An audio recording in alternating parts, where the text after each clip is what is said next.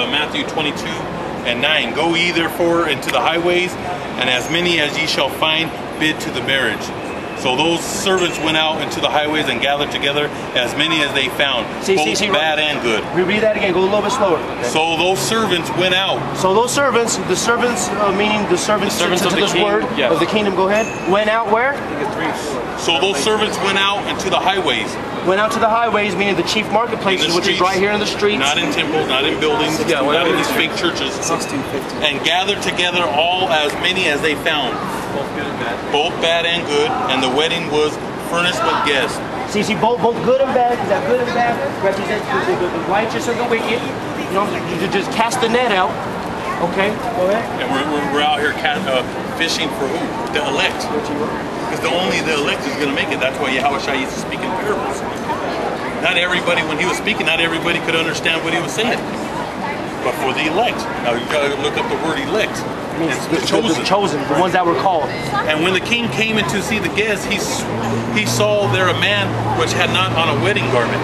And he said unto him, friend, how comest thou in hither not having a wedding garment? And he was speechless. See, real quick. Break that. Real quick. Revelation 16:15. Behold, I come as a thief. Blessed is he that watcheth and keepeth his garments, lest he walk naked, and they see his shame. And naked is sin. See, and that naked, represents being caught in the transgressions, going back to the Garden of Eden. Garden of Eden, when they said he was walking naked, and that's why he wasn't. Go on, brother. Yeah, they wasn't actually naked, man. Matter of fact, you want to go into that? We can get into. That gets deep. That gets deep. Revelation 3, Genesis 2, 3. Well, go ahead. Continue to talking about. Sean, when you guys break this down, this is verse 12 and 13. Read that about. Hold on, let me bring this out because it's still going with the garment. It says, behold, this is Revelation 16 and 15, because talking about the wedding garment, okay? It says, behold, I come as a thief. Blessed is he that watcheth and keepeth his garments, lest he walk naked and they see his shame. Okay, now that's not talking about an actual garment. It's not talking about these garments. It's talking about rehearsing the righteous acts. Okay? That's what that's talking about, keeping your garments. That's why the scriptures also says, take off the old man and put on the new. You know what I'm saying? The old man was when you're caught in your transgressions. Right. Then you come into this truth, you get all the stuff that you used to do, and you're wicked. You come into this word, or basically being born again. When you drop everything you used to do, you come into this word, you're like a new man. Like the kingdom of heaven, that man that saw that field with that pearl in there, he sold everything he had so he could purchase that field. And that pearl represents this knowledge, wisdom, understanding.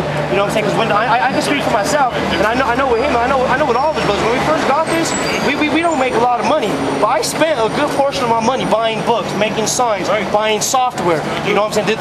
This was where it was at. I was buying this, and I'm still continuing to spend money on this. I got more stuff invested. We spend money on this, but we're not saying, oh, I'll teach you the breakdown of Revelations on a DVD for $17.99. Go to my website and cop that.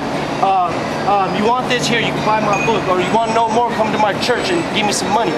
You know, that's why it says buy the truth and sell it not. That's how you know those churches ain't teaching you the truth. Exodus 32 and 25. And when Moses saw that the people were naked, for Aaron had made them naked unto their shame. Yeah, that's what I wanted. Amongst their enemies.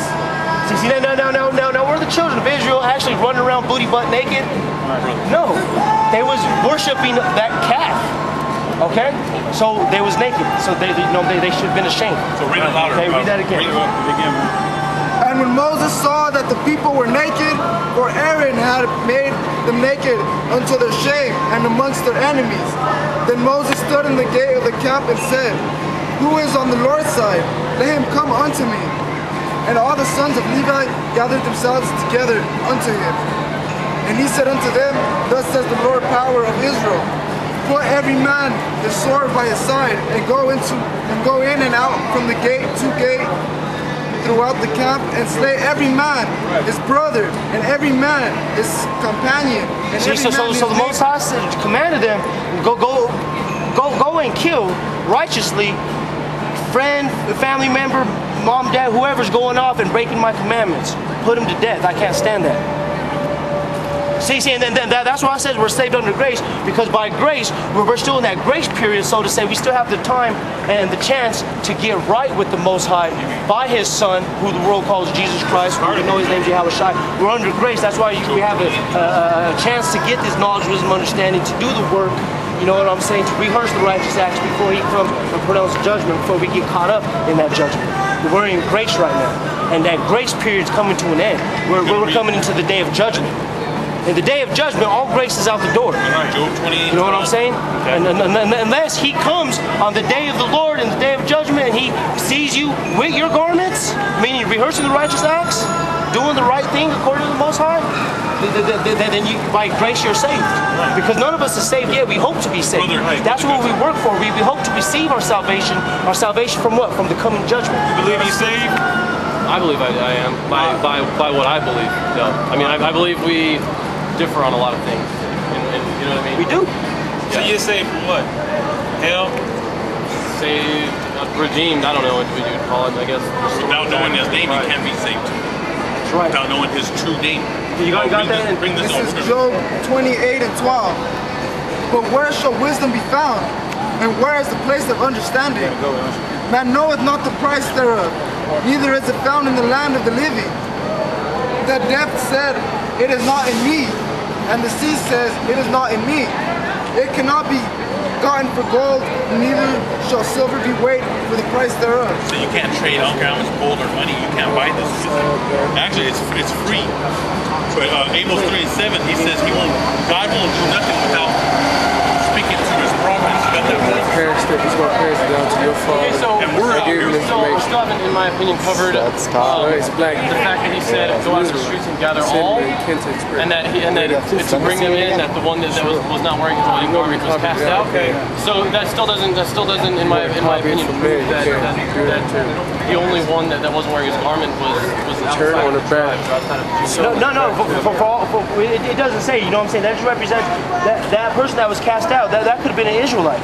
Okay, that was an Israelite. That was the guy that knew the truth. It was an Israelite. He knew the truth. It was an Israelite. Yeah, he knew the truth. He came out for a little bit, and then he went back into the world. He went back into his throne.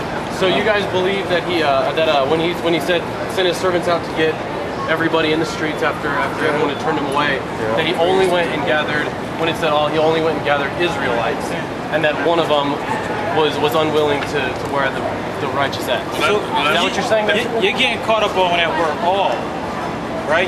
No, but he said to go out into the streets and gather all, and so if you're talking that the only one that was cast out wasn't wearing the righteous acts and the rest of them stayed, then you're saying that everyone that he gathered was along the bloodline of the 12 tribes of Israel. That when he went out into the streets, he only gathered everyone in the bloodline of Israel, and that one of them wasn't willing to wear the righteous acts. Hold on, because even Christ, when He was speaking, He wasn't trying to save all of Israel. That's why it says in Matthew 13 and 10, I think it is. Not everyone will come to me and say, Lord, Lord. It's in Matthew, the 10th chapter. When He says, when He was speaking to the people, His disciples were saying, why do you speak in parables? Why do you speak in dark sayings? Because and then Christ said, Yahweh Shai said, because the mysteries of the kingdom of heaven is given unto you, and to them it's not given.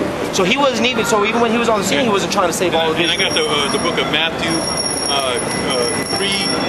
and 1 says, in those days John the Baptist preaching in the wilderness of Judea and saying, repent ye, for the kingdom of heaven is at hand. For this is that was spoken of the prophet Isaiah, saying, the voice of one crying in the wilderness, prepare ye the way of the Lord, make His paths go straight.